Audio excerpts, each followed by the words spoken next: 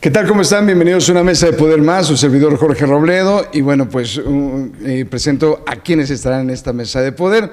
Marisela Luna, ¿cómo estás? Hola Jorge, muchas gracias por la invitación otra vez. Medio, por favor. Guanajuato Informa. Muy bien, muchas gracias. Señor Adolfo Manríquez, qué gusto. Jorge Robledo, qué gusto saludarte. Marisela Luna también, pues aquí en esta mesa de poder de nueva cuenta. Gracias. Y está con nosotros Brenda Canchola Elizarrarás, quien es la consejera presidenta del Instituto Electoral del Estado de Guanajuato. Brenda, qué gusto. Muchas gracias, Jorge. Igualmente, un gusto estar aquí compartiendo la mesa con ustedes. Gracias. Oye, este hotel en Silao, Guanajuato, poca gente lo conoce, bien bonito, ¿no? Muy bonito, muy agradable, áreas verdes y se respira como paz. Sí, está muy rico. Estamos transmitiendo desde el Hotel Exe en Silao, Guanajuato. Vale la pena que lo busquen, lo googleen y vengan a visitarlo. Dicho lo anterior, pues entramos con la mesa de análisis, pues para abrir boca respecto a los temas electorales. Estamos a un año previo a las elecciones del 27. ¿Qué ambiente se vive en este momento, Brenda? Pues ahorita estamos, bueno, primero déjenme saludar a Marisela, sí. Adolfo, muchas gracias por compartir la mesa. En esta época nosotros estamos empezando un año ya electoral. Normalmente ubicamos las elecciones el año en el que se lleva a cabo la jornada, que en esta ocasión conforme los ciclos trianuales en donde se van renovando, en este caso mediante las elecciones ordinarias, lo que son las diputaciones al Congreso del Estado y los ayuntamientos, bueno, pues entonces el año de la elección corresponde ahora a 2027, pero el instituto empieza proceso electoral lo que es en septiembre, la primera semana de septiembre, como lo marca la ley que hasta ahorita tenemos vigente. La primera semana de septiembre se instala el Consejo General y declara el inicio del proceso electoral correspondiente. Entonces, ¿en qué estamos? Nosotros siempre estamos terminando un proceso, decimos empezamos a preparar el otro. Entonces, ahorita pues estamos en esta etapa en la que acabamos de aprobar todos nuestros planes anuales de trabajo, ya con miras a todas las actividades que corresponden al propio proceso electoral. En esta ocasión, pues también tendremos la novedad, y lo digo así porque a nivel o en el ámbito estatal no lo hemos tenido, la novedad de la elección judicial, que como sabemos hubo una reforma a la Constitución Federal en la que ahora los poderes judiciales, tanto federales como locales, también van a elección, como lo teníamos de los poderes legislativos y los ayuntamientos. Entonces, ahora nosotros en Guanajuato, conforme se hicieron las reformas, las adecuaciones, las armonizaciones, esta reforma apenas la constitucional, la armonización, la aprueban el 15 de agosto y entra en vigor el 1 de septiembre, pero nos falta todavía la definición tanto para las reglas electorales que vayamos a jugar, para la elección ordinaria y en esta del Poder Judicial del Estado de Guanajuato.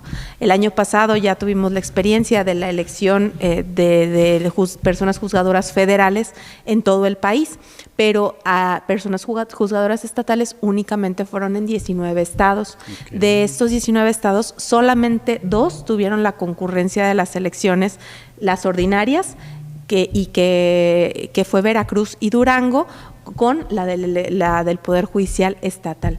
Guanajuato vamos al 100% con los cargos que ocupan el Poder Judicial del Estado, y además pues también tendremos la concurrencia con la elección federal, que corresponde a diputaciones y también a pues al resto de los puestos o de los cargos del Poder Judicial Federal, si otra cosa no sucede. Entonces, en esos escenarios estamos. O sea que la próxima vez que elijamos a un diputado federal, o sea, en las siguientes elecciones, habremos de elegir también a los juzgadores estatales. Así es juzgadores estatales. La elección de 2027 nos trae en el ámbito estatal diputaciones al Congreso del Estado, los 46 ayuntamientos y todos los cargos del Poder Judicial Estatal. Además, elección para personas juzgadoras a nivel federal, las que restan, porque recordemos que en 2025 fue la mitad de los cargos del Poder Judicial Federal, y las diputaciones federales también. Presidenta, en este 2027, ¿este tipo de elección va a ser de la misma manera en prácticamente las 32 entidades federativas? Digo, estamos hablando de Guanajuato, pero ¿va a ser igual? Bueno, tenemos que tomar en cuenta que cada una de las entidades tiene elecciones distintas, pero prácticamente todos los estados entramos a proceso electoral, sí. No todos los cargos son los mismos, porque incluso hay estados que eligen gubernatura. Nosotros no es el caso. Nosotros nuestra gubernatura viene hasta dentro de 3 años más. No digo, partiendo de 2027. Claro, sí. Entonces, bajo esta perspectiva, es un año en el que va a estar muy complicado la adquisición y sobre todo pues la logística con el tema de los materiales electorales, la documentación electoral, porque si otra cosa no sucede, pues tendremos todos los estados que estar requiriendo de estos insumos básicos para poder llevar a cabo la elección, ¿no? Lo que son mamparas, boletas, urnas y demás. Guanajuato tenemos una previsión al 100% prácticamente de lo del material electoral que necesitamos en cuanto a mamparas, urnas y pues básicamente lo que necesitamos para instalar la casilla la tenemos al 100% porque tenemos la costumbre y ya desde hace tiempo la buena práctica en el instituto de reutilizar todos los materiales, los rehabilitamos, entonces esa dotación la tenemos prácticamente al 100%. ¿Qué sí vamos a necesitar? Las mamparas y las urnas para el tema de la elección judicial. Entonces, pues sí, es un reto bien importante y como cada proceso electoral decimos, ahora es el más grande y más difícil de la historia moderna, ¿no? Entonces, a esas vamos. Pero las autoridades electorales, con la experiencia que se han adquirido durante todos estos años desde su surgimiento, pues tenemos la ventaja de la experiencia y del saber reaccionar ante cualquier situación que se nos presente en el ámbito electoral. Pero sí, los 32 estados estaremos en proceso electoral. El pasado 15 de enero de este 2026 cumplieron 31 años de la creación de este instituto electoral aquí en el estado de Guanajuato. Platicamos hace rato atrás de los micrófonos acerca de la preparación que pueda tener un consejero presidente o consejera presidente en este caso, que no llegan de ceros. No. Usted tendrá, su cargo tiene 7 años en este cargo, termina en el 2028. Así es. Su gestión como consejera presidenta. ¿Atinado el realizar este tipo de gestión de primero como consejera y después ya en la presidencia? No es así, Adolfo. Realmente el cargo, para los cargos como se eligen en los consejos generales, y esto es una estándar en todo el país, fue una de las cosas que nos dejó la reforma de 2014, se estandarizó la manera de elegir a las personas que integran los consejos generales. En todo el país, todos los consejos generales están constituidos por 6 consejerías electorales y una consejería que ocupa la presidencia. Son concursos distintos. Lo que pasó es que cuando en 2014 entra la reforma, el INE, porque es a través de un examen, es a través de un concurso, entonces es un examen de conocimientos, luego es un examen práctico, que es básicamente un ensayo, y después es una entrevista. Eso es un concurso de 3 etapas, pero los concursos de la presidencia son un concurso exclusivo para presidencia, pero que sí se pide que tengas pues experiencia, ¿no? Te evalúan, pues para poder entrar allí necesitas los conocimientos. Y lo que platicábamos hace rato de micrófonos es que lo que se garantiza con el escalonamiento de la renovación de los consejos es precisamente que siempre haya alguien que haya vivido algún proceso electoral. Entonces, por eso en 2014, cuando entra la reforma que estandariza los consejos generales, hubo consejerías que duraron 3 años, otras consejerías que duraron 6 años, y el único cargo que fue por 7 años desde un inicio fue la presidencia. Entonces, al momento que salen las primeras 3 consejerías de 3 años, pues entran 3 nuevas, pero están las 3 anteriores y la presidencia. Salen las personas que duraban 6 años, entonces entran otras 3 nuevas, pero ya tienes 4 personas con experiencia electoral. Y en consejos generales. Y cuando sale la presidencia, es un concurso para la presidencia. Entonces, yo no fui consejera electoral. De hecho, hay una prohibición específica para si alguien haya sido, bueno, no es prohibición específica, ya es interpretación, porque hubo quien sí lo intentó en alguna renovación, concursar para la presidencia después de haber sido consejera o consejero electoral, y la interpretación es no, porque se te eligió para un cargo y concursaste para ese cargo, entonces así funciona. Pero lo que pasa es que entonces cada presidencia ha tenido, desde el modelo de 2014, pues integraciones distintas. Y ya cuando sale la presidencia tenemos consejerías que ya tienen, son 6 consejerías que ya tienen la experiencia de procesos electorales anteriores desde los órganos de dirección. Entonces es un modelo que ha ido evolucionando y ya solamente esos primeros nombramientos fueron por esa periodicidad y ahora ya son por 7, ¿no? Finalmente el escalonamiento ya está dado. Eso era lo que, lo que nada más que no terminábamos de platicar, sí, claro, pero sí, eso fue lo que platicamos. Pero sí, la experiencia no necesariamente en órganos electorales, porque tenemos, por ejemplo, presidencias que vienen desde la academia, pero ya con experiencia vasta en materia electoral, ya sea por sus investigaciones, sus estudios, y entonces pues en todo el país sabemos de diferentes perfiles, sabemos tanto consejerías como electorales como las propias presidencias, ¿no? Y es un modelo interesante que hasta ahorita funciona. Hablando de experiencias, Presidenta, pues ahorita escuchaba, ¿no? Y dices, ya mucha gente sabe qué hace el Instituto Electoral del Estado de Guanajuato.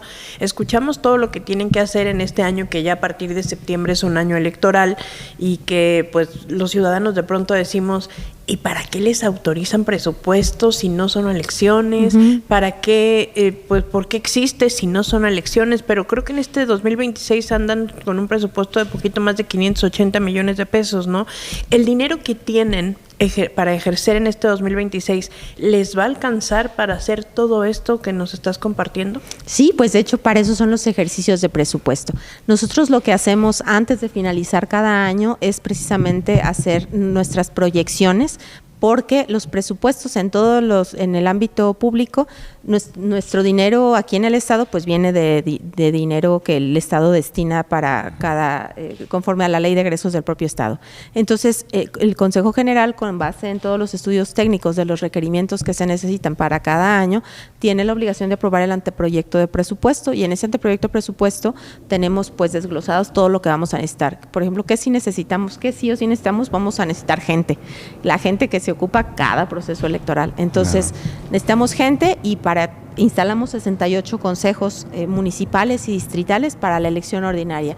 Y ahora, pues también por obligación constitucional, a través de un transitorio que quedó en la reforma, ahí viene específicamente que el instituto tendrá para el año 2026 y 2027 que hacer las previsiones presupuestales necesarias para ejecutar la elección judicial.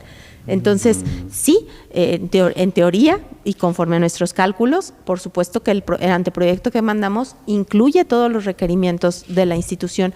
Y lo que comentas es algo que luego se escucha mucho, ¿no? ¿Para qué queremos autoridades permanentes? Pues porque precisamente la permanencia es lo que garantiza la profesionalización y también el saber atajar todas estas realidades distintas. ¿Qué ha pasado? Cada proceso electoral, después de cada proceso electoral hay reformas a la ley, siempre. Entonces, las autoridades electorales, lo que se va teniendo es un escenario legal distinto para cada vez que hay proceso electoral. El proceso electoral pasado hubo una reforma fuerte a nivel federal, pero esa reforma finalmente no transitó y fue declarada inconstitucional, entonces pues no transitó. Pero también en el Estado, si lo recordamos, también hubo una reforma a nivel estatal en materia electoral, y esa también fue controvertida, y también la Suprema Corte en su momento pues la dejó sin vigencia, y lo único que quedó vigente fue el inicio del proceso electoral en una fecha distinta. Por eso en 2023 le iniciamos en noviembre, no en septiembre, porque fue lo que quedó vivo de esa reforma. Pero gracias a la permanencia, a la experiencia y a que estamos listos para prever cualquier incidencia que suceda, es que podemos afrontar todos estos cambios. O sea, la única constante en la materia electoral es que nada es igual, permanente, nada es permanente. Y entonces, bajo esa premisa, las autoridades electorales no nada más organizamos elecciones, y esto es bien importante luego que la ciudadanía lo conozca. Nosotros también tenemos bajo nuestro cargo lo que es la promoción de la educación cívica, de la participación política de la ciudadanía. Entonces, hacemos trabajo constante y permanente, y en el año que no es electoral, que en este caso fue 2025, porque pues 2024 terminamos proceso, pero lo que falta de 2024 y todo 2025, todos nuestros esfuerzos están en la construcción de ciudadanía. Nos hemos enfocado desde hace ya antes de como 3 años, a partir de un diagnóstico que hicimos en infancias, en construir ciudadanía temprana. Ya cuando llegamos a mayores de edad, que pensamos que la ciudadanía se adquiere nada más por cumplir año, pues sí, esa es la política, no es la que te permite ejercer el voto, pero hemos detectado bajo estos mecanismos que hemos visto, sobre todo cuando ves las estadísticas de las personas que votan y que no votan, y el grupo etario que menos vota son las personas entre 19 y 39 años. Entonces, es un periodo de personas con un desinterés fuerte. ¿Hombres o mujeres? No importa. No importa, es el grupo etario el que nos ¿De alguna zona específica del estado? No, los datos son nacionales. Estos datos los encuentras en las estadísticas que maneja el INE. Pero sí es preocupante para todo el país, y cuando lo aterrizamos en Guanajuato somos de los estados que menos participa. Hemos ido subiendo, y esto tiene que ver pues con el compromiso de la ciudadanía, tiene también que ver con el trabajo, estoy segura, de las autoridades electorales, que hemos enfatizado el hecho de la importancia de la participación política de manera constante, e involucrarnos en lo público, ¿no? Bien, pudieras no interesarte en participar en un partido político, pero sí necesitas ser una ciudadanía vigilante de que quienes te representan efectivamente esté haciendo su trabajo, y eso es participar en lo público.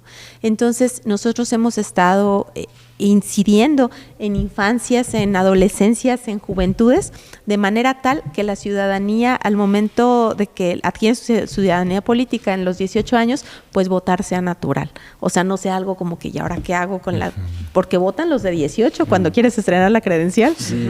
La quieres estrenar y vas y votas, pero ya después se desaparece. Tenemos un reto bien fuerte. Sí, hay una fuerte diferencia de los que acaban de cumplir 18 años, que están urgidos por ejercer su voto. Las estadísticas nos hablan que no te tengo el dato ahorita preciso, Adolfo, pero sí, o sea, la participación en las elecciones a los 18 años es altísima, o sea, de la gente de 18 años es altísima.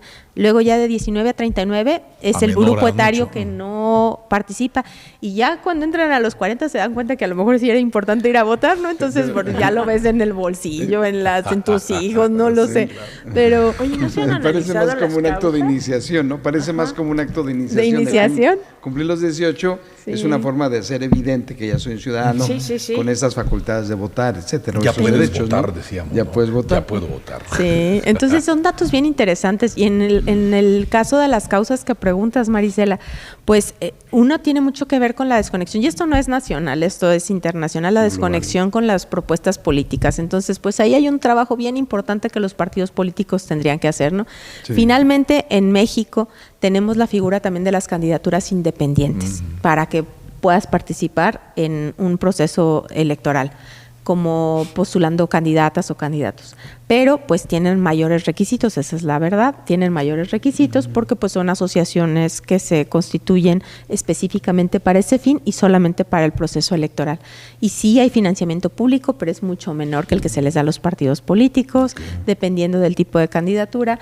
Y entonces aquí deben de entrar los partidos políticos, que son entidades de interés público conforme lo marca nuestra propia Constitución, a buscar cuál es el fondo del desinterés y a buscar formar sus cuadros, ¿no? A buscar, ¿para qué? Pues para tener personas y perfiles que realmente llamen al interés de la ciudadanía en general. Hay una desconexión con lo público y a mí esto es lo que me llama mucho la atención, porque se piensa que la política nos es ajena y no, la política la vivimos, la respiramos todos los días. Por eso me imagino que fenómenos como el fosfo y de gente joven, perfiles jóvenes que se lanzan a buscar un cargo de elección popular, que son atractivos en redes sociales y conectan con más jóvenes, pues pueden funcionar bien. Sí. Que ahí creo que es un error de estrategia de los partidos políticos, ¿no? Sí, y finalmente las redes sociales han venido a cambiar la manera en la que se está haciendo la política, en la que se hacen las campañas, y como siempre pasa, la sociedad evoluciona de una manera distinta, más rápida que lo hace la normativa, ¿no? Entonces tendremos el reto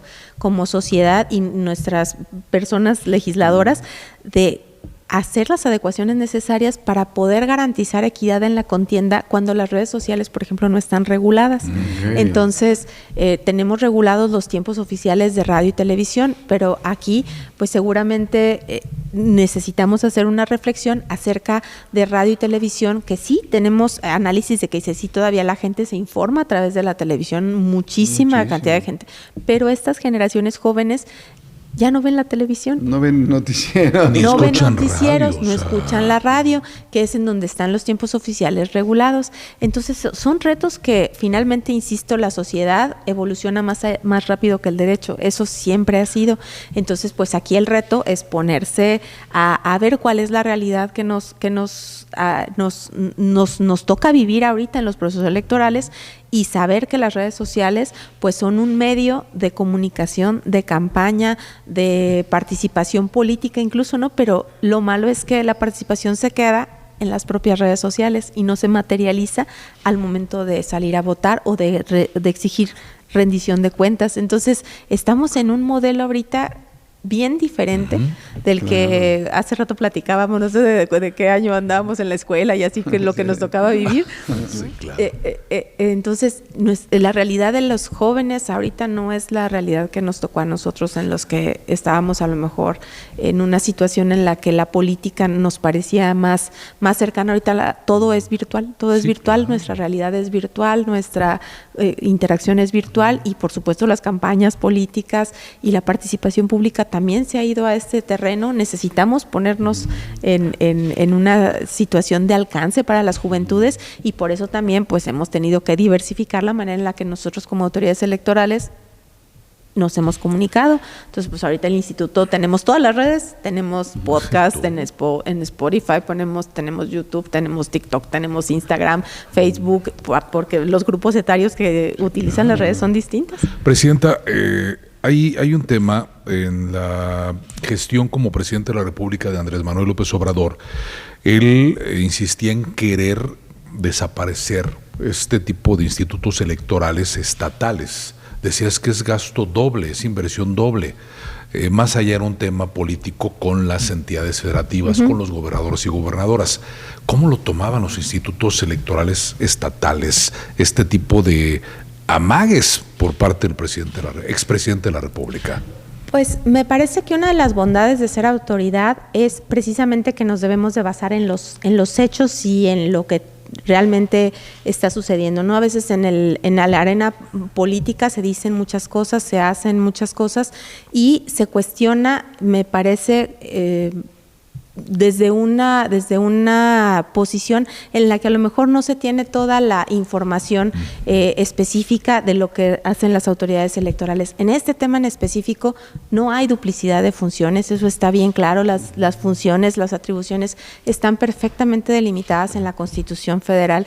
¿Qué nos toca a las autoridades locales y qué les toca a las autoridades federales? Sí, las dos autoridades organizamos elecciones, pero los contextos políticos de cada entidad federativa son completamente distintos. Y si vemos cómo está conformada la República Mexicana, no somos una sola realidad, somos 32 estados que pertenecemos a una federación y nuestra propia Constitución protege la soberanía de cada uno de los estados. Y uno de los aspectos importantes es en tu forma de gobierno, de cómo organizarte. Por supuesto hay líneas generales, tenemos 3 poderes en todos lados, pero también tenemos fiscalías, pero también tenemos autoridades de educación, porque los ámbitos de competencia, de eso es de lo que se tiene que hablar, el ámbito de competencia. A la autoridad nacional no le compete organizar elecciones locales, así como nosotros no organizamos elecciones federales, pero quienes organizan las elecciones de acuerdo al ámbito de competencia de la autoridad, pues el Instituto Electoral del Estado de Guanajuato en particular, desde 1995, hace ratito me decías, cumplimos 31 años, entregamos las constancias de ganador o ganadora a quienes gobiernan el Estado, a quienes gobiernan los ayuntamientos. Entonces, aquí hablamos de un tema de competencias. Si hay un ahorro, pues me parece que tampoco lo habría, porque necesariamente necesitas adecuarte. Si todo esto fuera de que todo lo va a organizar una autoridad federal, pues aquí habría que ver en dónde queda entonces la autodeterminación de cada uno de los estados para organizar su sistema político. Un intento de amague sin fundamentos por parte del expresidente de la República, entonces. No me atrevería, Adolfo, a decir si era con fundamento o sin fundamento, cuál era la intención. Esa parte la desconozco y he aprendido a no pronunciarme en el aspecto político. Lo que yo te puedo comentar es... técnico, sí, es lo técnico. Es lo... Hasta aquí llega Sí, cancha. es lo técnico. Y lo cierto es que las elecciones, como los tenemos diseñados, pues cuestan. Sí cuestan, porque votamos en papel seguridad, porque necesitamos materiales electorales que requieren de ciertas características, porque en México la democracia electoral se ha construido con base en la desconfianza, no recordemos de dónde venimos, ¿no? Entonces, por eso necesitamos mecanismos que a la ciudadanía le den certeza. ¿Que el sistema electoral es mejorable? Por supuesto. ¿Que a lo mejor pudiéramos transitar a un voto electrónico? También, pero también ahí se necesita una inversión importantísima para poder garantizar en un primer momento la certidumbre claro, de los mecanismos electrónicos para votar. ¿Se puede? Claro que se puede, pero no se pensaría como que se hace sin que se tenga que gastar.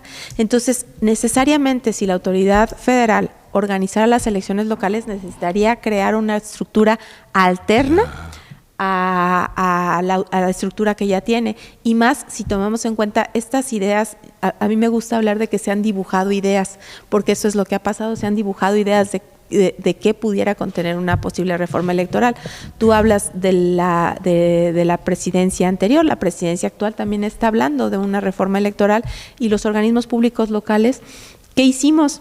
Pues lo que sabemos hacer, juntamos datos. Entonces tenemos documentos, tenemos un documento que construimos con toda la información de las 32 entidades, en donde se habla cuántos procesos electorales hemos organizado, y hasta ahorita, sin tomar en cuenta los 19 judiciales que se llevaron a cabo el año pasado, son 222 procesos electorales en todo el país.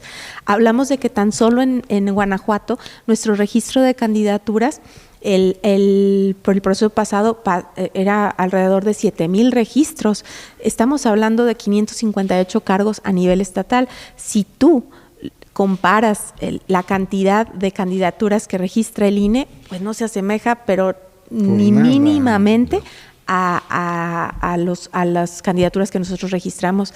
El poder que se tiene del conocimiento de los estados en cada instituto local es invaluable. Entonces sería un desperdicio, porque aparte estás hablando de gente a la que se le ha invertido recursos para profesionalizarla en materia electoral, ¿no? Pues sería un cambio de paradigma. No sé si hablar de retroceso o no retroceso, pero lo que sí tenemos que hablar es de la progresividad de los derechos. Okay. ¿Por qué? Porque conforme va avanzando el tiempo, lo que hemos ganado desde que cambió el modelo de interpretación aquí en México a partir de 2011, el modelo de interpretación de la ley es con base en los derechos humanos, y los derechos humanos son progresivos, los derechos político-electorales son progresivos.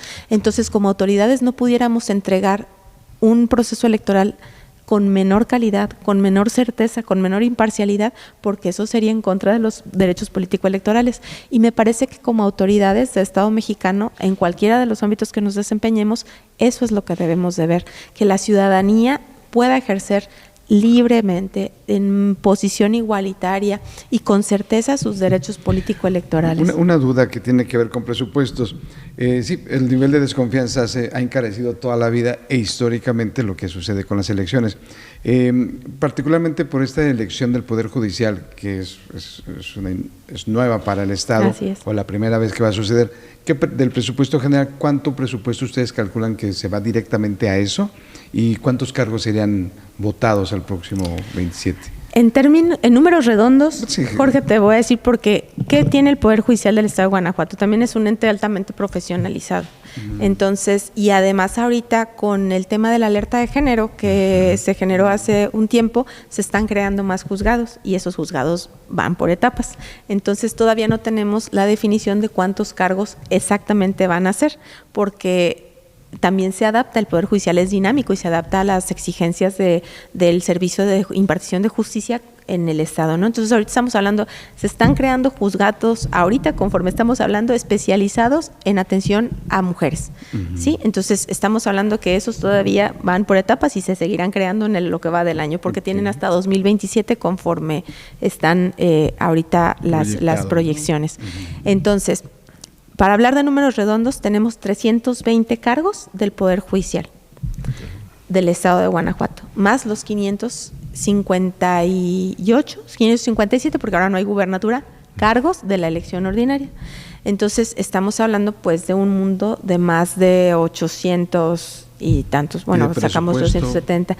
En cuanto a presupuesto, lo que traemos presupuestado ahorita, que es lo único que podemos prever porque no tenemos las reglas claras exactamente qué es lo que vamos a necesitar en la elección judicial, lo podemos visualizar por la experiencia comparada de los otros estados, pero que sí estamos presupuestando o que sí traemos el presupuesto para este 2026 para el material electoral. Sí, claro. Material electoral. Entonces estamos hablando de que más o menos 130 millones los traemos para material electoral solo de la elección judicial.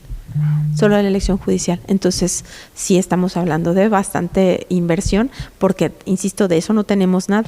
Y gracias a que el instituto, lo que les platicaba hace ratito, tenemos la buena práctica de estar dándole mantenimiento a nuestros materiales. Obviamente hay algunos que se pierden en el camino, ¿no? Porque pues se rompen las cejitas de los paquetes electorales y demás.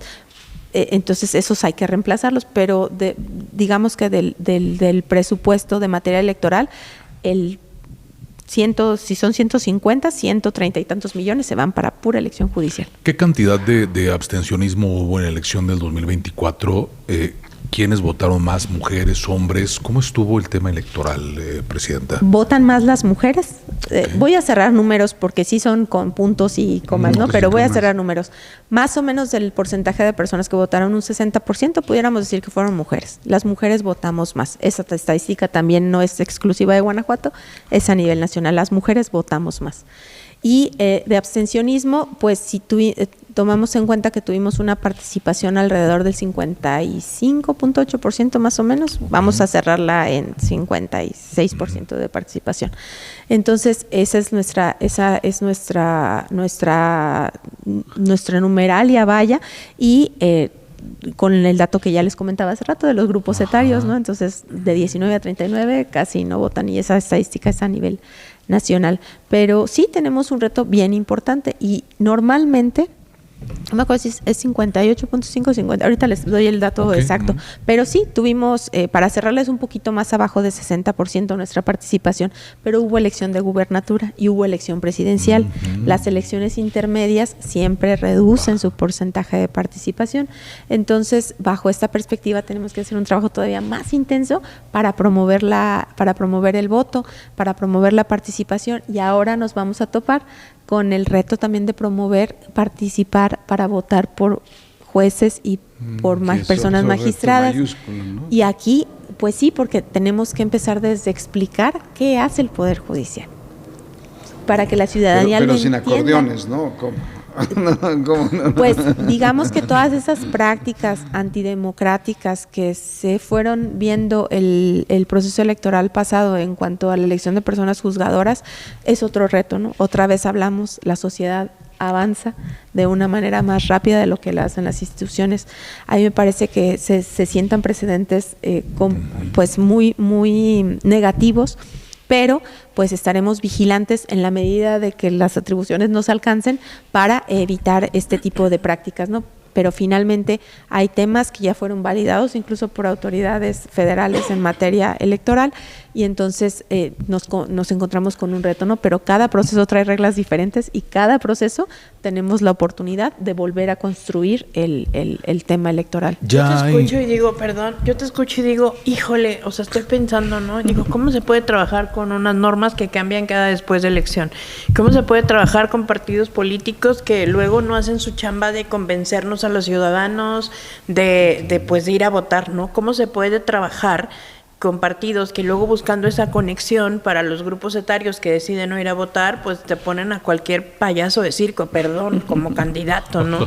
O sea, bueno, literalmente han tenido payasos de candidatos en este país. O sea, sí, ¿no? Pues por ejemplo, yo pienso, ¿no? Digo, en otras partes del país, una dame que mentando jefas, ¿no? Es como dice, estoy haciendo campaña, o sea, ¿cómo se puede trabajar así, Presidenta? Porque además yo estoy convencida que otro tipo de incidencias que también inhiben la votación y que se difunden en muy buena parte en redes sociales, pues es la delincuencia, claro, es el fondo económico de algunos candidatos o partidos, es el que ya se robaron una urna, igual y ni siquiera en Guanajuato, sino en otras partes del país, ¿no? ¿Cómo ha incidido, o qué tipo de incidencias, mejor dicho, se han registrado en Guanajuato que tú creas que también han desangelado la participación? Bueno, me parece que el tema de la inseguridad, y ese también es un tema generalizado, pero aquí en Guanajuato me parece que lo padecemos de una manera muy directa. El tema de la inseguridad en temas electorales se dio el proceso pasado, ¿no? Pienso que eso sí es un tema que se tiene que atender y se trabaja. A nosotros como autoridad electoral no nos corresponde el tema de la seguridad, pero trabajamos de la mano con las autoridades a las que sí les corresponde atender ese tema, precisamente para si tenemos alguna alerta en alguna de las zonas, pues haya mayor vigilancia, se intensifique la presencia policial, haya más seguridad para que la ciudadanía siga saliendo a votar, ¿no? Entonces, no tengo un dato, Marisela, te soy sincera, no tengo un dato específico de si las circunstancias de seguridad hayan incidido en que la gente salga o no salga a votar en Guanajuato. Tengo el dato de que instalamos el 100% de las casillas, eso le toca al INE, pero se instalan el 100% de las casillas, el 100% de las casillas estuvieron funcionando. Y la ciudadanía guanajuatense sale a participar. Las estadísticas de participación han aumentado aquí en Guanajuato, porque hubo un momento en el que fuimos, creo que de abajo hacia arriba, de los últimos, el segundo o tercero, ahorita estamos como en el quinto, sexto, o sea, sí hemos impulsado que la ciudadanía participe, y no hablo de la autoridad en sí, sino que sí ha habido circunstancias que la gente sí ha salido a votar. Entonces, no tengo el dato, pero por la percepción que se tiene a nivel nacional, en donde hay incluso injerencia en algunos estados y está documentada del crimen organizado en los procesos electorales, sí nos tenemos que detener a pensar cómo como sociedad, como autoridades, tenemos que atajar ese problema y tratar de que no haya el financiamiento público tan criticado. Es precisamente una de las herramientas más fuertes para combatir la injerencia de financiamiento ilegal en las campañas. ¿Pero qué municipios tienen ustedes mapeados donde hubo, vamos a llamarlo, áreas de oportunidad de mejora para las siguientes elecciones? Algunos municipios que conocemos del corredor industrial que han sido bravos, algunos no. Tuvimos algunos incidentes. Estas preguntas, recuerdo, las contesté en proceso electoral.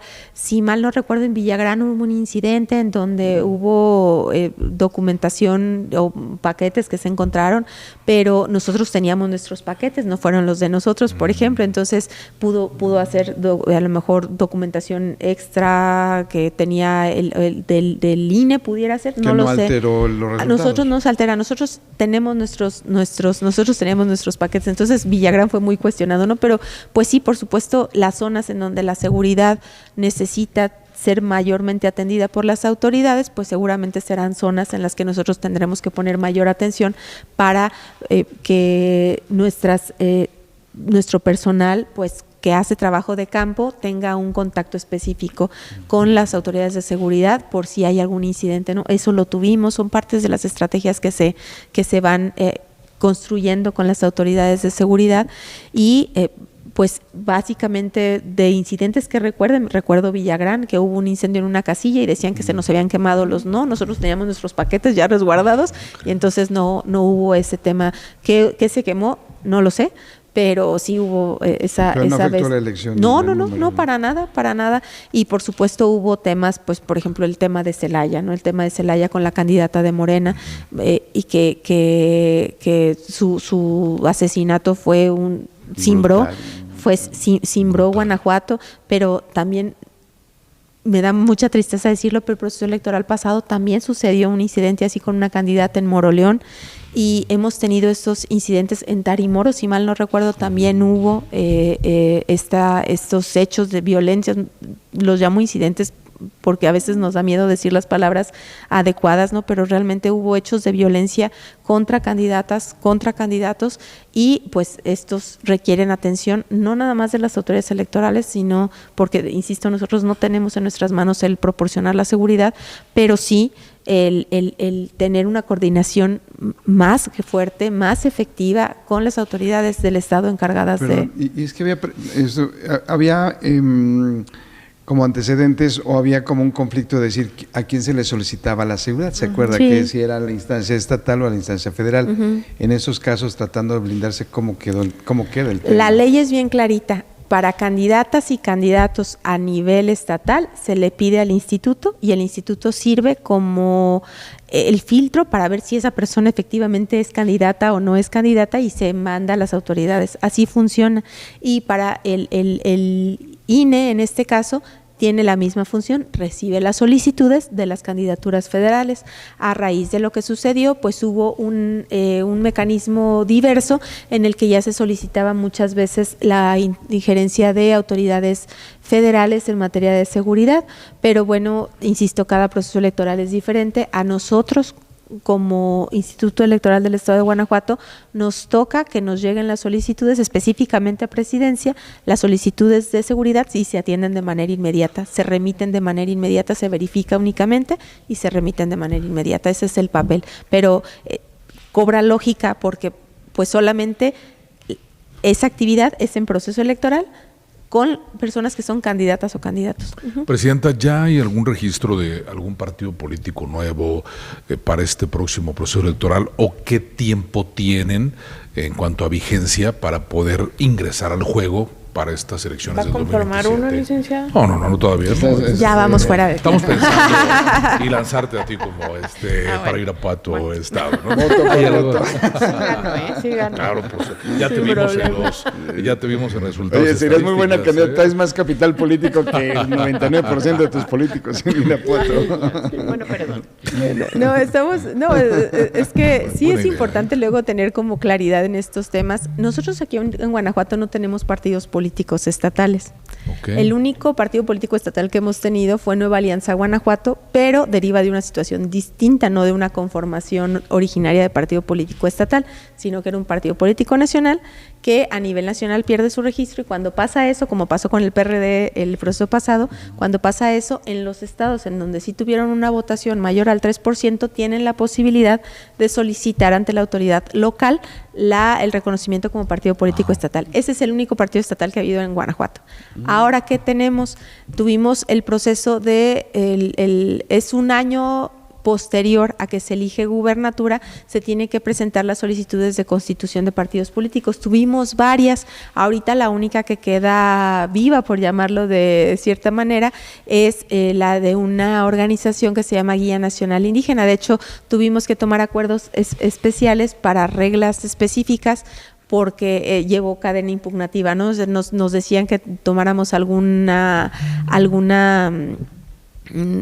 determinación especial por ser una organización indígena, y nosotros comentábamos primero en un momento que no, luego hubo, entonces tenemos ahí las solicitudes de los registros de partidos políticos, pero ya también tuvimos diferentes desistimientos. Si me permiten, ahorita en un momento les doy el dato específico, y en este caso pues estamos en el tiempo en el que están celebrando sus asambleas. Okay. Sí, las asambleas se celebran dependiendo de cómo elija la asociación civil, celebrar de distritales o municipales, y en la cantidad de asambleas para esta organización en particular, que es la que traigo ahorita presente por los acuerdos que hemos tenido que emitir, han sido menores las cantidades de asambleas que se necesitan conforme nos lo ordenaron las autoridades jurisdiccionales, pero en esas andan todavía.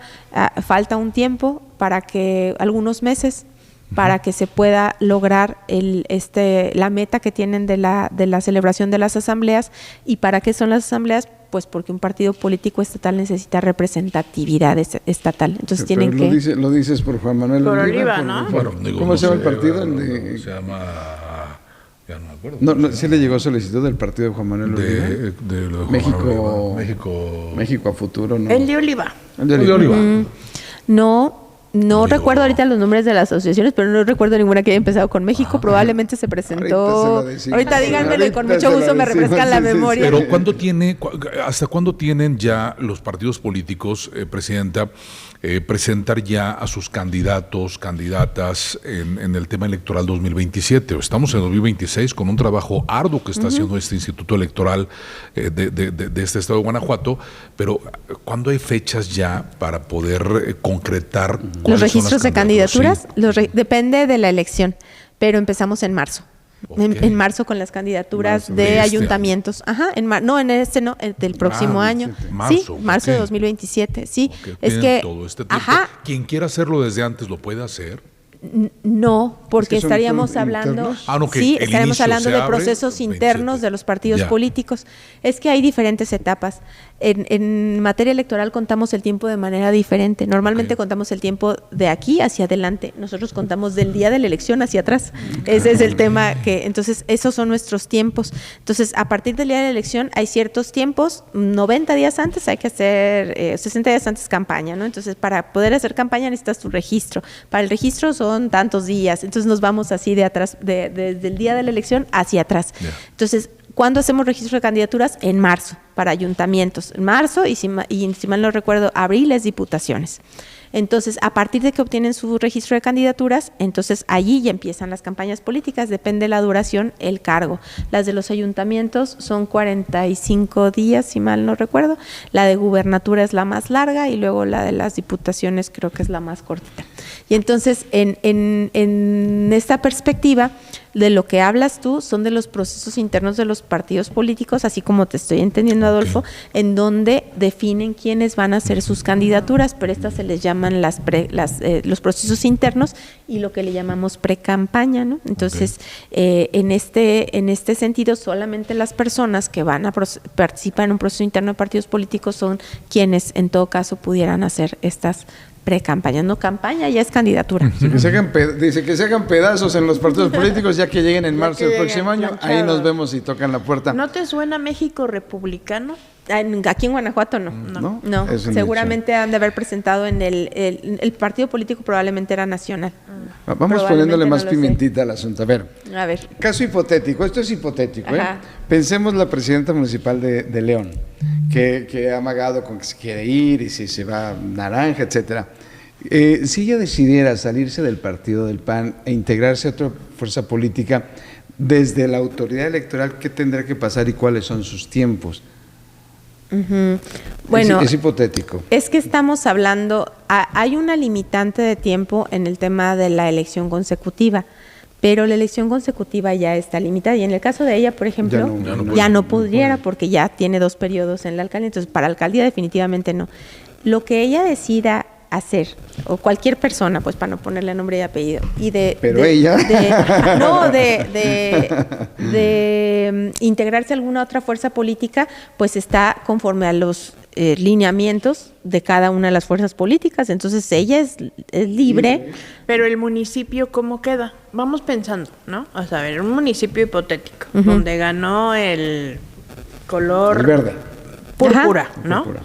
Gana el color púrpura con un presidente color púrpura. Y un día el presidente color púrpura dice, ahora sí ya me cansé, quiero ser independiente. ¿El municipio deja de ser color púrpura y solamente su alcalde es independiente o todo el municipio se convierte en color independiente? No, pues es que estamos hablando de decisiones individuales, Marisela, porque finalmente ya ha pasado, hemos tenido alcaldes que ganan por cierta fuerza política y renuncian a la fuerza política. Tierra Blanca, y ahora, por ejemplo, ¿no? ajá, que era también PRD y se cambia al Partido Acción Nacional. Ajá, y se cambian. ¿Qué es lo que no podían hacer, por ejemplo? Era que también nos pasó, si mal no recuerdo, fue en Santiago Marabatío, pudiera ser. En Santiago Marabatío, en donde la persona participa como independiente, gana como independiente y ya estando dice, no, pues siempre sí me voy me alineo con el tal partido, ¿no? Entonces, eso ya ha sucedido. ¿Y qué pasa? Pues lo que pasa es que el ayuntamiento se compone por diversas personas, dependiendo del ayuntamiento, ¿no? Pero estamos hablando, por ejemplo, de los municipios como León, como Irapuato, León, Irapuato, tienen la presidencia municipal, 2 sindicaturas, cada una propietaria y suplente, y 12 regidurías.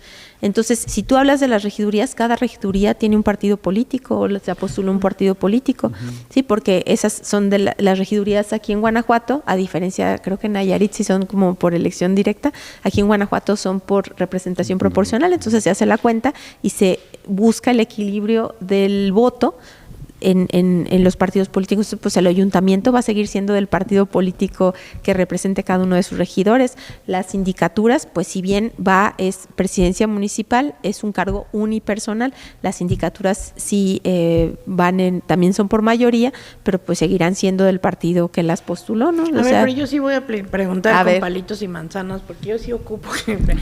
Si Alejandra se sale del Partido Acción Nacional, ¿León sigue siendo panista? Pues su ayuntamiento se eligió como panista, la constancia dice que es panista, en todo caso ahí sería el tema personal y ya yo no sé qué... O sea, ya sería de cualquier otra fuerza, pero el municipio seguiría siendo panista. Pudiera ser que sí, esa cosa nunca me la habían preguntado, Marisela. O ya no es cancha del Eso no es Instituto cancha Electoral. de nosotros. Dice, Nosotros no entregamos una constancia de mayoría a la fórmula que se presentó y a la fórmula ganadora. Esa constancia de mayoría dice quién ganó. ¿Y qué partido político ganó? Pues es que quien la haya registrado. Entonces... no tiene por qué meterse el Instituto Electoral. Es más, ni el INE. Nosotros no tenemos por qué meter. Ya si hubiera alguna denuncia, alguna queja que involucrara temas electorales, pues entonces la conoceremos y veremos qué tratamiento se le da. Pero realmente en la decisión personal de la alcaldesa, en este caso hipotético del que estamos hablando, el instituto no tiene injerencia. O sea, nosotros ya hicimos nuestro trabajo y finalmente las personas que votaron en León por ella, por su fórmula de sindicaturas, pues ya es un cargo ganado y es un cargo ganado por ella, ¿no? Entonces sí habría ahí a lo mejor temas partidistas, pero me parece que sí, no es cancha del instituto. A mí búsquenme en marzo del próximo año. Bueno, de hecho y ya me piensan que se va a salir Alejandra Gutiérrez del PAN. Digo, no, es hipotético, es hipotético. De hecho nos buscan desde antes, Jorge, porque empiezan los temas de las precampañas y todas las quejas y denuncias llegan al instituto de uso de recursos públicos. Por ejemplo, esas llegan, ¿no? Uso de recursos públicos para promoción personalizada, el que ya empezaron a hacer precampaña, el que ya empezaron a hacer actos anticipados de campaña. Entonces todas esas llegan, nosotros ya empezamos ahorita, nunca dejan de llegar cosas al instituto, o sea, nosotros permanentemente estamos investigando las denuncias y las quejas que nos llegan, permanentemente estamos tomando acuerdos para ir construyendo toda esta maquinaria electoral que vamos a necesitar sí o sí para llevar a buen puerto la elección. El ABC de quejas que les llegan, ¿cuáles son? Así en orden de prioridades. La de los uso de recursos públicos, uso de recursos públicos para promoción personalizada, porque eso está prohibido por la Constitución, por el 134 constitucional. Ver, entonces esas llegan. Pero hay muchos huecos en este tema. ¿Cuántas veces vemos a los presidentes municipales, gobernadores, hablo de todos lados, incluyendo Guanajuato, Ale Gutiérrez o Livia, o sea, todos los alcaldes, alcaldesas, que el argumento podría ser: yo pagué mi uniforme con mi dinero, o qué es lo que pasa, porque al final es recurso público el tener una playera, una camisa con el logotipo de su partido político o el color con el nombre. Eso debería estar prohibido porque es únicamente en tema electoral, el tiempo que les dan los institutos electorales. ¿Por qué no entrar el INE o el instituto estatal a este tipo de malas prácticas, que indudablemente así son, ¿eh? Sí, bueno, nosotros lo que hacemos es, si tú nos denuncias, nos denuncias eso en particular, tendremos que llevar a cabo la investigación correspondiente, juntar las evidencias de la toma de la fotografía de los uniformes o de lo que sea, y se remiten al Tribunal Electoral, y en el Tribunal Electoral se ve, nosotros encuadramos en qué supuesto jurídico pudiera caer la infracción en materia electoral, y la mandamos al Tribunal Electoral y el Tribunal del Estado también, y el Tribunal decide si esa conducta en particular infringe o no infringe normas electorales. ¿Qué tienen que hacer? Pues precisamente volvemos a lo mismo. Ha evolucionado la competencia política de una manera distinta. Entonces, ¿qué hay que hacer? Hay que regular. Tenemos regulaciones muy importantes en materia electoral en México por lo mismo, porque siempre estamos buscando la manera de cómo encontrar ese huequito por el que nos podemos colar y no cumplir a rajatabla lo que son las disposiciones electorales, ¿no? ¿Qué tenemos? La Constitución habla, no se pueden usar recursos públicos para la promoción personalizada. Si tú como partido político tal consideras que lo que hace tal funcionario o tal funcionaria infringe, denunciamos para ir construyendo. Pero es que todo la trae, ¿no? O sea, La cancha, sí, todos los partidos políticos al final. O sea, la cancha entonces de el Instituto Estatal es decir, a ver, yo recibo la denuncia, claro, y esto me compete, lo único que me compete es mandarlo a otro tribunal y asunto arreglado. O sea, no, sí, no me corresponde a mí dictaminar que sí efectivamente están cometiendo una irregularidad. Nosotros sí sancionamos ciertas conductas, pero dependiendo, no son las que inciden con proceso electoral. Okay. Entonces nosotros sí sancionamos ciertas conductas, por ejemplo, las obligaciones de transparencia, ¿no? Okay. Que si infringen normas electorales cuando los partidos políticos no cumplen con sus obligaciones de transparencia.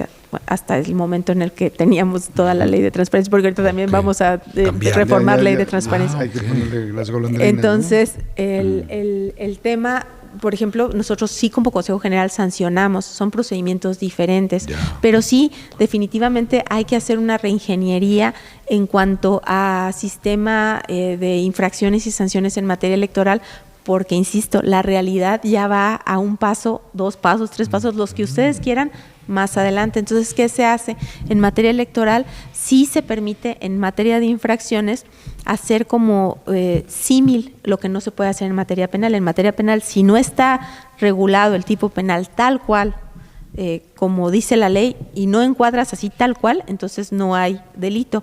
Pero en infracciones electorales, que es materia administrativa electoral, ahí sí tenemos un poco más de holgura en cuanto a una cuestión interpretativa en la que tal conducta se pudiera asimilar a esta y entonces se encuadra, pero eso lo determinan las autoridades jurisdiccionales.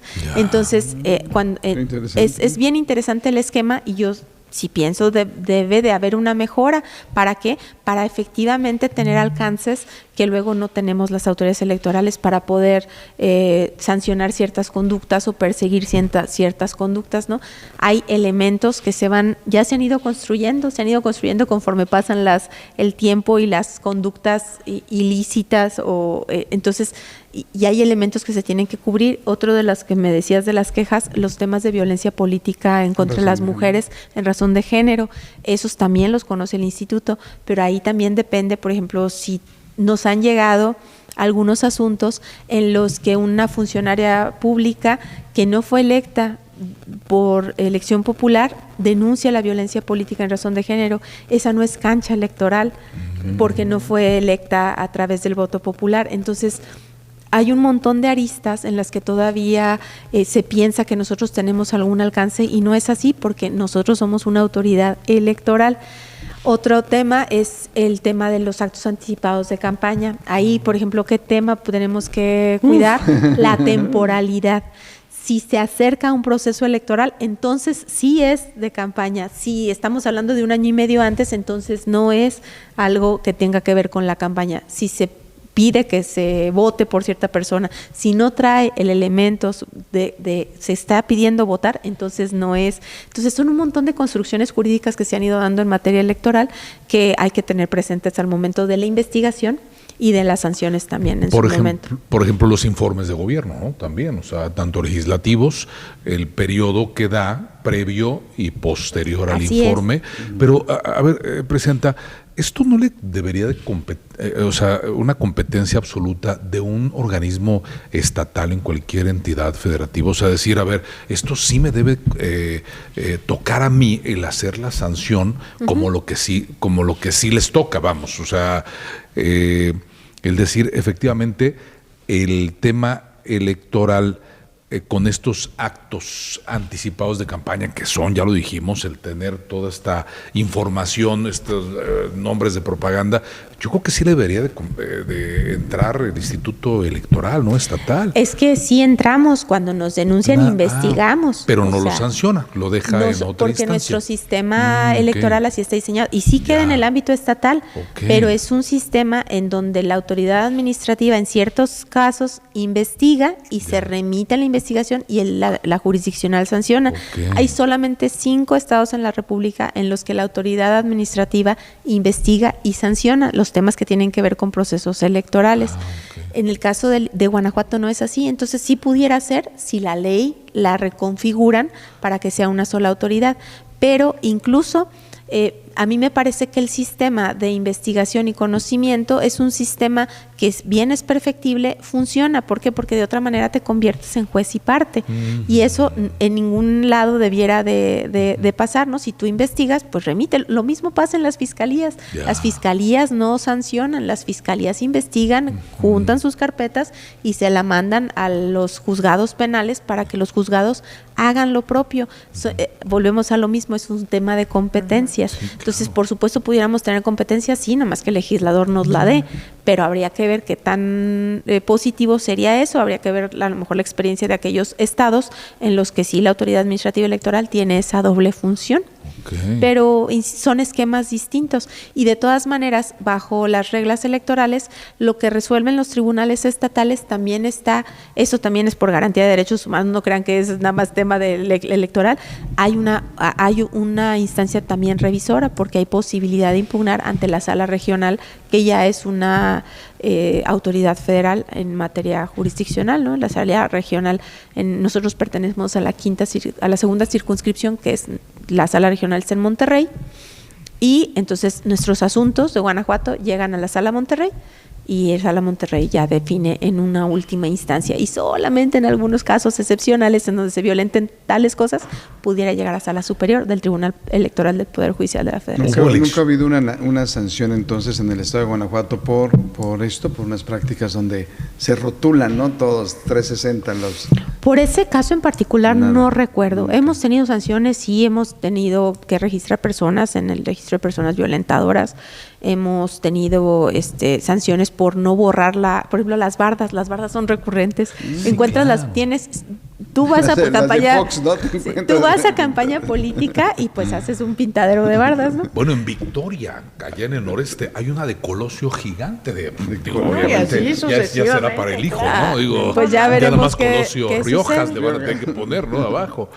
Entonces, por ejemplo, las bardas tienen, así como las pintan, tienen obligación de despintarlas, nos llegan las denuncias. Pero no lo hacen, presidenta. Pues no lo hacen, entonces hay que denunciar, ¿no? Tampoco nosotros no tenemos presencia en cada rincón del estado, pero si nos denuncian, mandamos obviamente a la autoridad que levanta fe de esa existencia de esa barda y sobre eso pues ya se hace una diligencia, se arma la investigación, se ha sancionado a los partidos políticos por no borrar sus bardas, se ha sancionado también a los partidos políticos por no respetar el interés superior de la niñez cuando utilizan en promocionales a caritas de niñas, de niños o adolescentes sin permiso de sus papás, de sus personas que tienen su patria potestad, ¿no? Entonces sí es bien importante que el tema electoral sea un tema de corresponsabilidad de los partidos políticos, de las autoridades y de la ciudadanía. Entonces, si hay algo que se ve, pues se denuncia y entonces nosotros investigamos y ya finalmente otra autoridad es la que sanciona, ¿no? Y determina. Pero sí ha habido sanciones en muchos temas.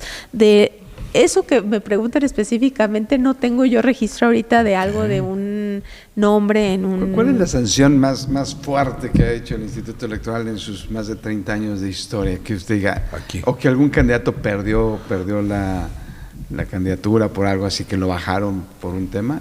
¿No ha sucedido? No tengo yo registro ahorita en mi cabeza, pero sería un dato que sí necesitaría checarte para no mentir, de alguna pérdida de registro de candidatura. ¿Y alguna sanción cuál es, presidenta? Mira, por ejemplo, tenemos las multas, o sea, la mínima es la amonestación, la amonestación pública. Esa será en sentencia, todo es en sentencia. Las multas también. ¿Económicas? Sí, Ajá. económicas. ¿De cuántos son más o menos? Pues es que depende de la conducta y depende de la gravedad, también de la conducta, de la reincidencia. Hay multas desde 5,000 pesos por algún tema. ¿Y ese hay dinero? multas pues más grandes. ¿A dónde lo etiquetan? O sea, ¿para qué lo utilizan ese recurso? El instituto lo descuenta del financiamiento público que se le da a cada partido político, dependiendo de quién estemos hablando. Me refiero porque también se han sancionado a candidaturas independientes. Entonces, y ahí sí las candidaturas independientes, como no tenemos nosotros como el público cautivo, déjenme llamarlo de esa manera, entonces sí se les pide que lo reintegren, que nos lo paguen, ¿no? Entonces nosotros lo retenemos y se va a la Secretaría de Finanzas. La ley también establece el camino. La ley establece el camino. El dinero que se junta de las multas se va a ¿cómo se llama? Es de innovación y tecnología. Así se llama, todos los acuerdos, sí, pero se va a Secretaría de Finanzas, con destino específico, va etiquetado a este instituto, creo que es Instituto de Innovación, Ciencia y Tecnología, algo así, así de Ciencia y Tecnología. Entonces, ahí va. ¿Cómo hacerle, por ejemplo, digo ya para no extenderos, por ejemplo, ese tema que es muy interesante, yo veo mucho el estado de Querétaro.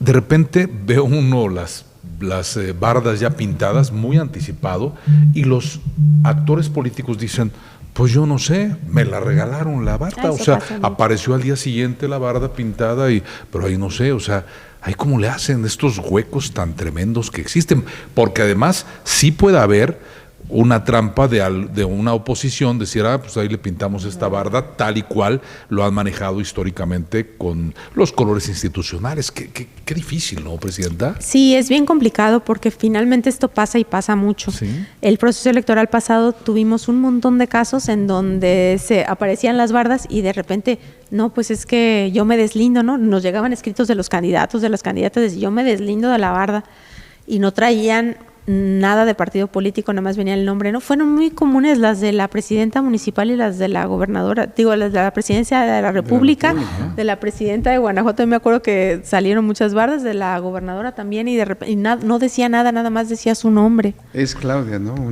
Decía su nombre. Alejandra, dale duro, ¿no? Es que dale duro. En todos lados aparecían las bardas y tuvimos un montón de denuncias. Que ahí sí está atado de manos, o sea, no puede actuar. Pues es no que hay investigas y normalmente lo que te lleva, como en todas las investigaciones, hay que buscar el dinero, pero hay reglas específicas. También es lo que les digo, las autoridades solamente podemos hacer lo que la ley nos dice, no nos podemos ir más allá. Por más que queramos innovar, no podemos decir de repente, a ver, pues denme todos los registros de sus cuentas. No tenemos, por ejemplo, el Instituto Electoral del Estado de Guanajuato, no tenemos manera de brincar el secreto bancario, no hay manera. Entonces, ¿qué hacemos? Pues se piden informes, se piden, ahora sí que a las propietarias de las bardas, quién te pagó, vamos rastreando, entonces, pero pues llegamos hasta donde la ley nos permite llegar y bajo esa circunstancia si se ha determinado si tal barda se financió por tal persona, no sé. O sea, sí, cada caso es diferente. Un caso emblemático, recordaremos, si no tú lo recuerdas, Presidenta, el caso de Alejandra Gutiérrez, cuando Gerardo González le hizo un problema de violencia política en razón de género con Alejandra Gutiérrez, ¿no? ¿Sí se acuerdan del caso? Donde dijo... El exdiputado local, ¿no? Del Verde. Y hubo algunos medios inclusive que también fueron notificados porque ellos publicaban una nota de lo que dijo el diputado. Entonces notifican al medio de algo que hizo un diputado, que fue algo meramente informativo. ¿Cuál es el criterio en ese sentido? Lo que pasa es que la violencia política en razón de género es un tema bien delicado y ahí también hablo yo siempre de las corresponsabilidades. Vivirla, ¿no? Sí. Sí, claro. Sí, hay temas en los que tal cual se pudieran encuadrar en ese tipo de violencia. Entonces, una de las conversaciones que luego bien difíciles porque se tienen con los medios de comunicación, con el Consejo Estatal de Periodistas tuvimos acercamientos. En el caso decían es que solamente replicamos lo que dicen. Digo, sí, o sea, entiendo esa parte, pero también en esta corresponsabilidad del derecho de las mujeres a vivir una vida libre de violencia, pues también está la corresponsabilidad de los medios de comunicación de a lo mejor no replicar la violencia, ¿no? Y decían, es que eso es censura. Y sí, pues es un tema que no se ha acabado de construir, que está construido conforme se van dando los casos, pero ya hay precedentes importantes en los que se habla de esa corresponsabilidad ética, sobre todo es un tema de ética de los medios de comunicación. Entonces, ¿nosotros qué hacemos? Bueno, pues otra vez investigamos cuando son los casos así particulares, pero a manera de prevención, cada proceso electoral hacemos cursos específicos para periodistas en materia de violencia política en razón de género. ¿Para qué? Para no caer en estas prácticas que victimizan, revictimizan a las mujeres, ¿no? O sea, una cosa es que a mí me digan algo, aquí en esta mesa me dijeran algo, por ejemplo, digo, suponiendo que no estuviéramos transmitiendo o algo, ¿no? Pero ustedes me dijeran algo y lo escuchan las personas que están aquí. Y otra muy distinta es que dentro de las personas haya estado un medio de comunicación y diga, a Brenda Canchola le dijeron tal cosa, que fuera una ofensa, que fuera un estereotipo de género, que no sé qué, porque el alcance ya no fue, digo, eso se pudo haber quedado aquí, ¿no? Pero lo amplifican y ¿qué hacen? Revictimizan. Entonces yo pudiera denunciar a quien me violente, ¿no? Como cualquier persona, pero no es el mismo alcance el que se tiene en un ambiente controlado que si los medios lo replican. Entonces, por eso hablamos de un tema ético, en cuanto a los medios de comunicación. Y sí, hay líneas muy difusas en las que luego hasta dónde llega la libertad de expresión y en dónde choca con el derecho de las mujeres a una vida libre de violencia.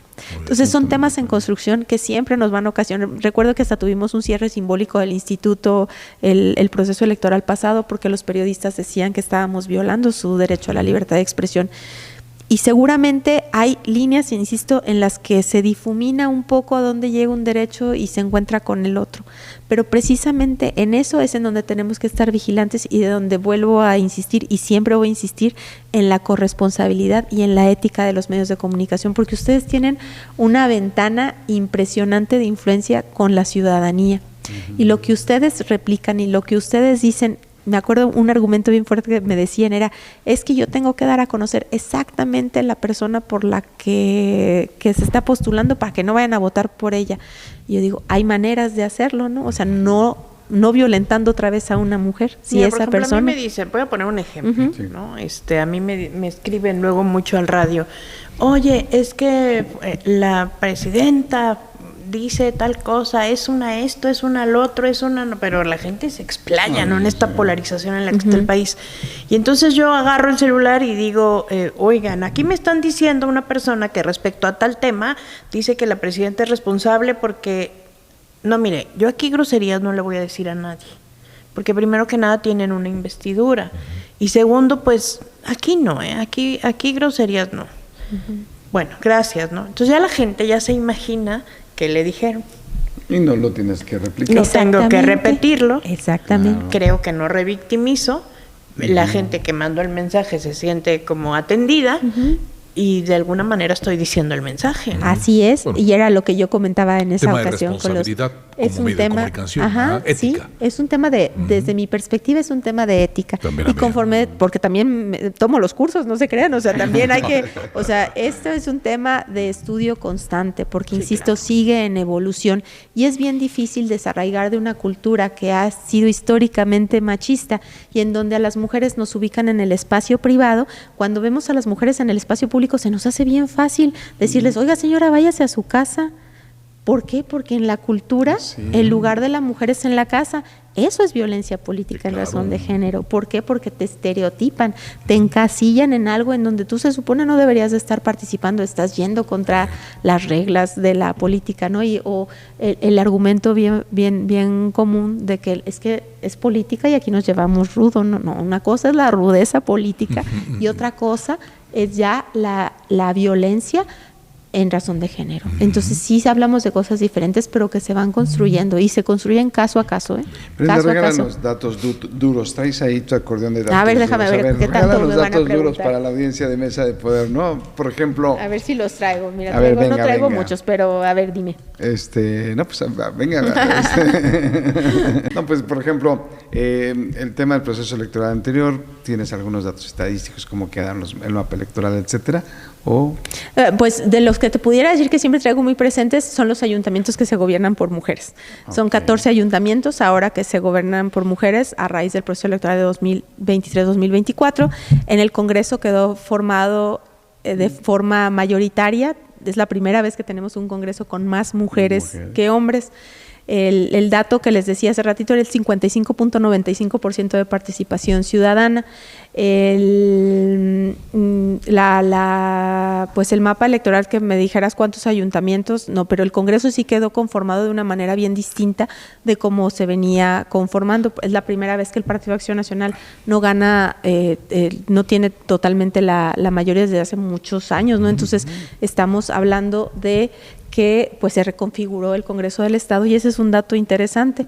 También a mí los temas que más me gustan y no lo puedo negar son estos temas en donde la mujer empieza a participar todavía más. Entonces, por ejemplo, en el caso del Congreso, en donde 19 mujeres son las que están por primera vez, hay mayoría de mujeres, lo curioso es que no tenemos una participación sustantiva en el tema de las comisiones y de la Junta de Coordinación Política, en donde se encabece por mujeres, ¿no? Entonces tenemos paridad numérica, pero nos falta caminar hacia la paridad sustantiva, que es lo que estamos trabajando en eso.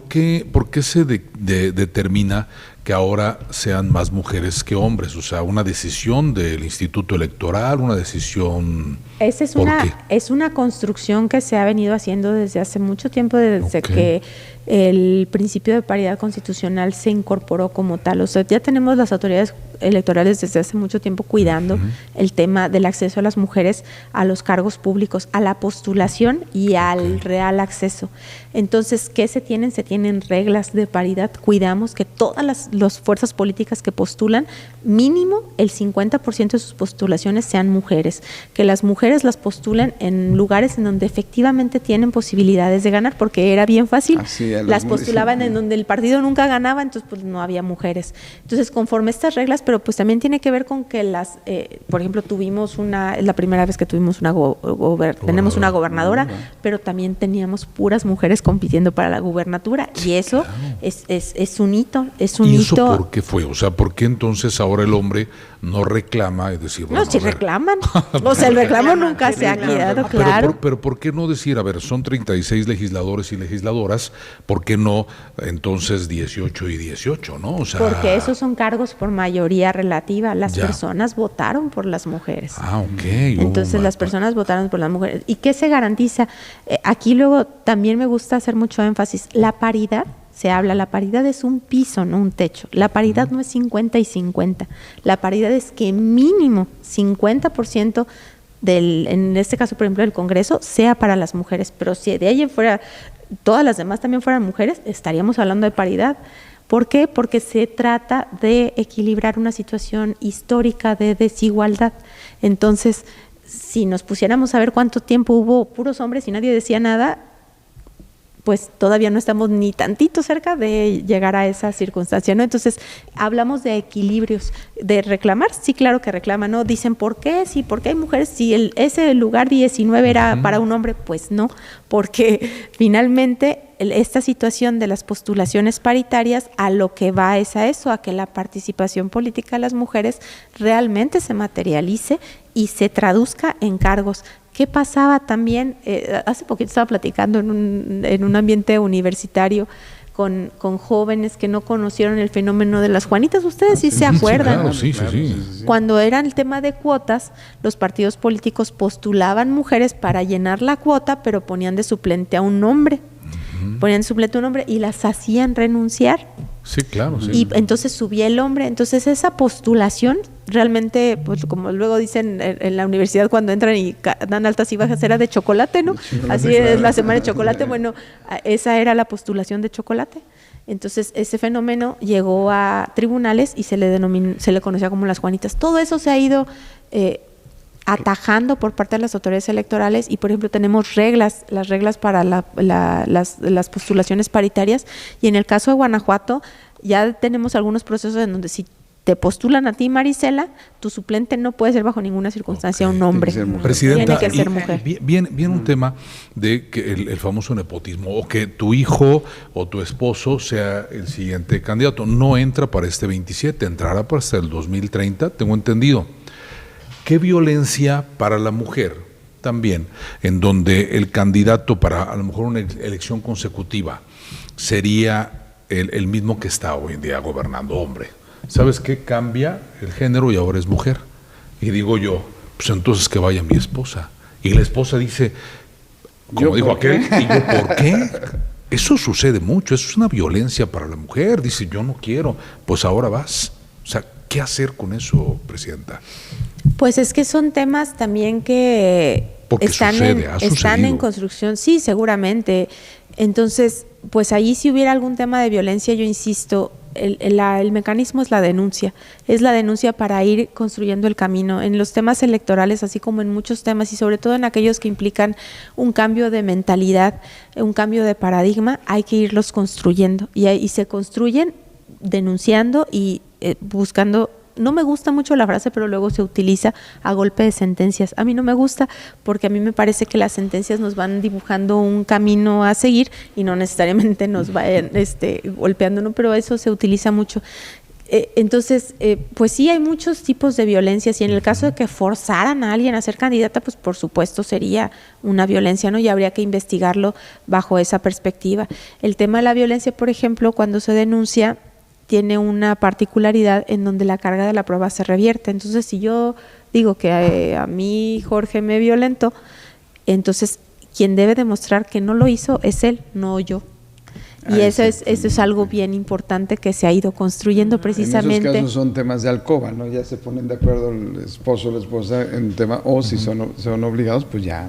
Sí, pues insisto, cada caso es un paradigma más en estos temas en los que están en constante construcción. Y otros datos bien importantes que me gustaría ahora derivado del proceso electoral, retomando aquel tema, es el tema de las acciones afirmativas. Un tema que ha costado mucho trabajo zanjar con los partidos políticos porque se les recomienda que vayan en sus cuadros forjando también participación de los grupos históricamente discriminados. Hay muchos, pero en el caso de Guanajuato, para el proceso electoral pasado, emitimos acciones afirmativas para personas indígenas, personas afromexicanas, personas con discapacidad, personas de la diversidad, pertenecientes a la población de la diversidad sexual y para las personas migrantes. Hubo acciones afirmativas tanto para ayuntamientos como para las diputaciones. Y entonces, a raíz de las acciones afirmativas implementadas, en el Congreso hay seis diputadas y diputados que pertenecen a uno de estos grupos. Tenemos una diputada indígena, tenemos diputación migrante, tenemos diputación de la diversidad sexual y personas discapacitadas. Entonces, sí, tenemos un logro en este camino, insisto. Así como lo fueron las cuotas en su momento, que fue una acción afirmativa para las mujeres y ahora está elevado a rango constitucional como principio, en el caso de las acciones afirmativas que están dirigidas a grupos de atención prioritaria, así les llamamos porque se les ha llamado de muchas maneras, ¿no? Grupos discriminados, grupos vulnerados, grupos vulnerabilizados, pues no son vulnerables porque la gente en sí no es vulnerable, sino se les ha vulnerado, entonces se les habla, son grupos vulnerabilizados por el sistema, por el esquema, por las personas. Entonces, ¿qué se hace? Ahorita los denominamos grupos de atención prioritaria. Y las acciones afirmativas, así como hablábamos de los derechos, también tienen que ser progresivas. ¿Qué sería lo ideal? Que no hubiera acciones afirmativas porque la legislación estableciera reglas específicas para que las personas, independientemente de su origen, condición, raza, etnia, lo que fuera, no tuvieran que estar pidiendo acciones específicas. La ley ya se las diera. Eso, el ejemplo de Bárbara Botello, creo que quería representarse por grupos indígenas. Sí, bueno, o sea, que alguien me explique. Ahí hay por mucho favor, dinero de por serios, medio, ¿no? O sea, hay un tema económico fuerte. Sí, el instituto les cerró la puerta varias veces a esa postulación. Por diferentes vías. Porque en el caso de las personas indígenas, como se ha ido construyendo ya el tema de la autoadscripción, las las mismas personas indígenas han pedido que sea calificada y sí se reconoce como tal. Entonces se requieren requisitos especiales y que la comunidad, una comunidad indígena, una autoridad indígena te reconozca como parte. Pero no nada más es eso, o sea, son varios elementos que confluyen y en el caso de ella, la autoridad electoral, todas las veces que se presentó, porque no fue una vez, fueron varias veces, se le dijo que no y fueron resoluciones o decisiones confirmadas por la autoridad jurisdiccional. Ese tema nos lleva al tema de la simulación y es un tema en el que también tendríamos que trabajar para ver cómo se van a estar acreditando estas calidades como pertenecientes a cierto grupo poblacional. Es un tema, otra vez, un tema en construcción distinto y requiere mucho trabajo. Eso me pareció un disparate, digo, la verdad es que... Pregunta, para entenderlo mejor, camino a las elecciones se tiene que saber si eligen a un candidato o candidata en ciertos municipios, y recuerdo que hay una fórmula específica, ¿no?, también de nivel de población, etcétera.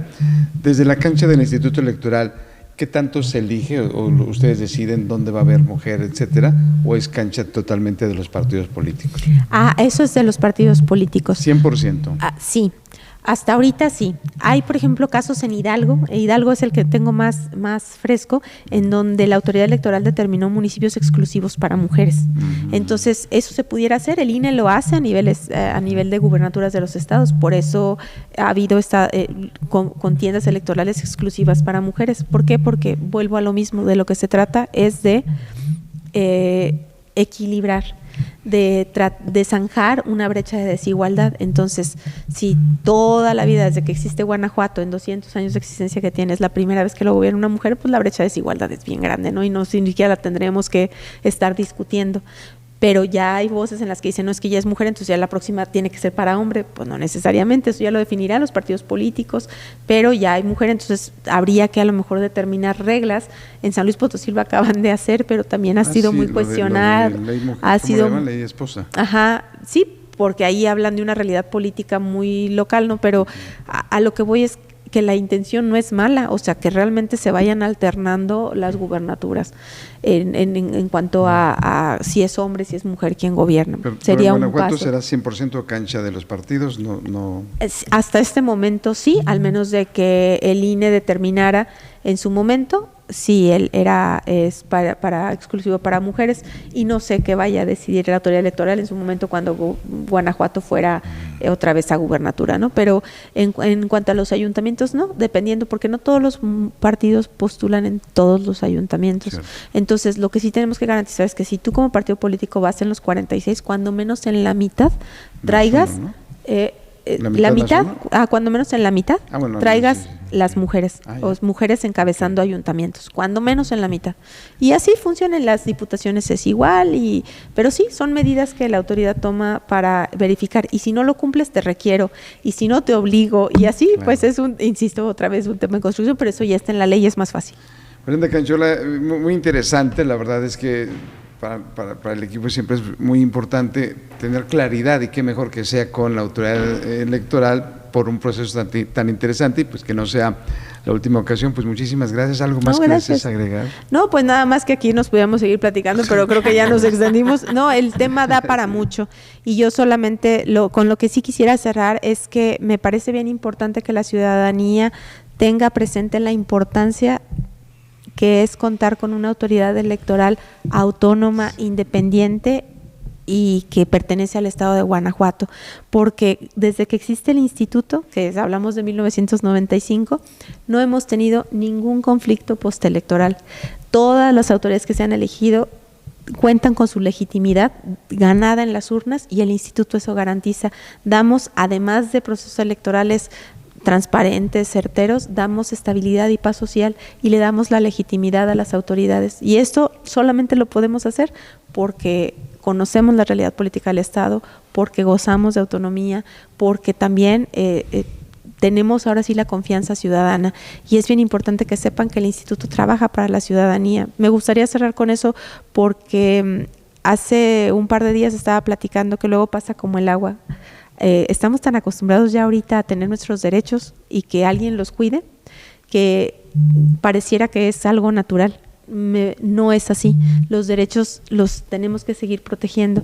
Y como el agua, cuando abres la llave y tú sabes que sale agua, nunca te preocupas, pero el día que la abres y no sale, dices, caray, ¿qué está sucediendo? Lo mismo pasa con los derechos. Los tenemos ahorita, tenemos la llave abierta, pero poquito a poquito se empiezan a limitar en algunas canchas, y me parece que la ciudadanía debe estar vigilante. Las autoridades electorales venimos de una necesidad ciudadana, no venimos de un capricho gubernamental. Existimos para garantizar derechos, y pues eso es importante que lo sepan, ¿no? Independientemente de lo que vaya a suceder. Brenda Canchola, muchísimas gracias, consejera Gracias a presidenta ustedes. del Instituto Electoral del Estado de Guanajuato. Muchísimas gracias y seguiremos platicando de estos temas. Maricela Luna, qué gusto, muchísimas Muchas gracias. gracias. Gracias, Jorge. Gracias, Brenda. Gracias a ti, todos. Maricela. Adolfo Manríquez, muchísimas Sí, gracias. muchas gracias, y la verdad es que creo que sí es importante el que haya, este tipo de institutos electorales, el caso del INE y el caso del estatal. Por eso la insistencia de preguntar este intento de amague del expresidente de la República de tratar de desaparecerlos, porque entonces ¿quién va a cuidar las manos de quién, no? Entonces aquí creo que existe una cancha pareja, al final de cuentas, en cada elección estatal. A mí me parece bien que existan los institutos electorales de cada uno de los estados, y la verdad es que mucho que platicar. Ya en alguna ocasión hemos platicado con la consejera presidente, y la verdad es que temas que se pueden extender mucho más. Ojalá que tengamos más oportunidades, más Invítenme mesas de otra vez poder. y yo vengo. Encantado de esta vida, ¿no? Y sobre todo conocer nosotros los temas como comunicadores de manera más profunda, como lo dijiste, Jorge, Exacto. y qué mejor que con la presidenta de este Instituto Electoral. Pues qué gusto, muchas gracias. gracias a todos. Esto fue Mesa de Poder.